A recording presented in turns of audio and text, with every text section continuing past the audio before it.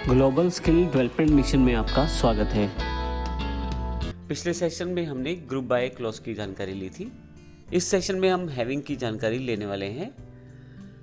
Having से आप अपने रिजल्ट्स को और समराइज कर सकते हैं कंडीशन के आधार पे। अब इसको मैं इस तरह से कहूँगा, जब आपके पास ग्रुप बाय रिजल्ट्स अवेलेबल हो जाते हैं तो उन रिजल्ट्स के ऊपर भी आप कंडीशन लगा सकते हैं हैविंग का प्रयोग करते हुए। अब हैविंग का प्रयोग आप कंडीशंस लगाने के लिए कर सकते हैं जो रिजल्ट्स ग्रुप बाय ने आपको दिए हैं। हालांकि मैं आपको बता दूं कि आप एक ही क्वेरी में वेयर का प्रयोग भी कर सकते हैं और हैविंग का प्रयोग भी कर सकते हैं, परंतु डिपेंड करता है आप किस तरह का रिजल्ट चाहते हैं। हैविंग का मुख्यतः प्रयोग ही ग्रुप बाय के साथ किया जाता है। अब यदि नीचे की दी गई क्वेरी भी आप देखें तो select sum total sale, state from sale, group by state, ये क्वेरी हम लास्ट सेशन में कर चुके हैं।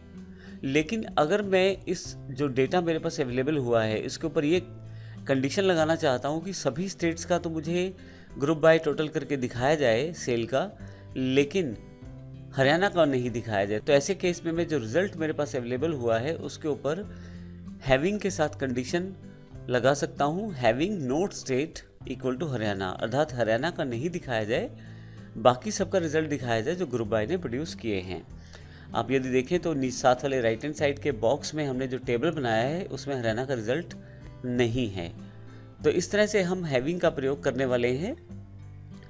मैं आपको एक इम्पोर्टेंट फ़र्क बता दूं हैविंग और वेयर में। यदि आप सबसे लास्ट लाइन पे देखें, हैविंग का प्रयोग जब आपके पास रिजल्ट्स ग्रुप में अवेलेबल हो जाते हैं तो वहाँ पे कंडीशन लगाने के लिए किया जाता है।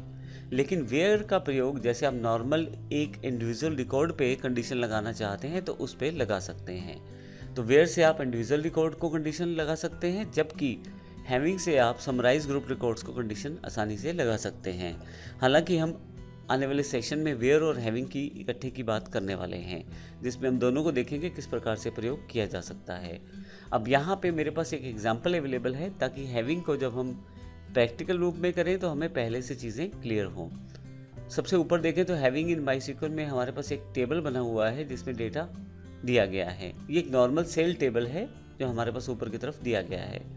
लेफ्ट साइड पे जो क्वेरी दी गई है वो ग्रुप बाय स्टेट के साथ है। यदि आप देखें सिलेक्ट सम टोटल सेल जो हमारे पास हुई उसको सम किया जाएगा और स्टेट साथ में लगा के दिखाया जाएगा और इसे ग्रुप बाय स्टेट किया गया है। तो इसमें सारा डेटा यहाँ दिखाया गया है, बिहार, हरियाणा, हिमाचल और पंजाब। यदि आप राइट हैंड साइड पे यहाँ पे देखें तो यहाँ पे आपके पास जो आउटपुट है इसमें नीचे की तरफ एक लाइन ऐड कर दी गई है, having not state equal to Haryana.